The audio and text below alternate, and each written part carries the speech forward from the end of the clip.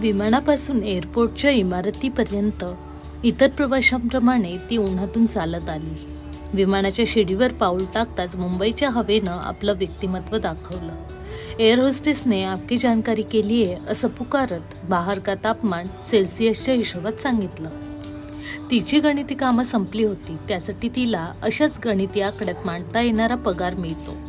कुणाला किती उकडेल किंवा त्या हवामानाचा उपद्रव होईल हे गणिताने सिद्ध होतं का?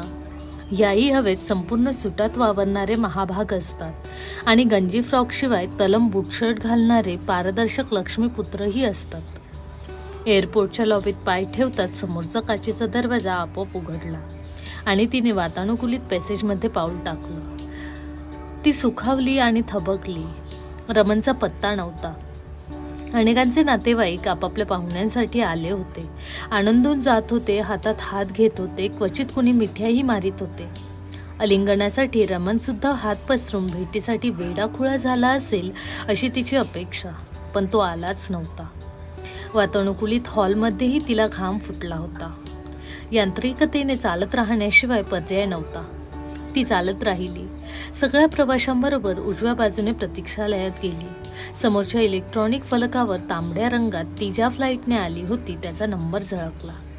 याचा अर्थ आता आपलं सामान येणार हा असावा, कारण तिच्याबरोबर आलेली माणसे पुढे सरकली. कन्व्हेअर बेल्टचा अजगरासारखा पट्टा फिरू लागला. वेगवेगळ्या रंगाच्या आकारांच्या बॅगा पट्ट्यांबरोबर सरकू लागल्या. स्वतःचं सामान प्रत्येकालाच इतरांच्या अगोदर हवं होतं.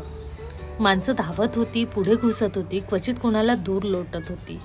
अंगावरच्या कपड्यांप्रमाणे तरी माणसाने किमान डिसेंटली वागावं, पण नाही, आतला माणूस प्रकट होतोच. आपण काय करावं? रमण येवो अथवा न येवो, बॅग तर ताब्यात घ्यायलाच हवी. पट्ट्यावरची बॅग तिने काढून घेतली आणि शक्यतो गर्दी टाळून ती एका बाजूला उभी राहिली.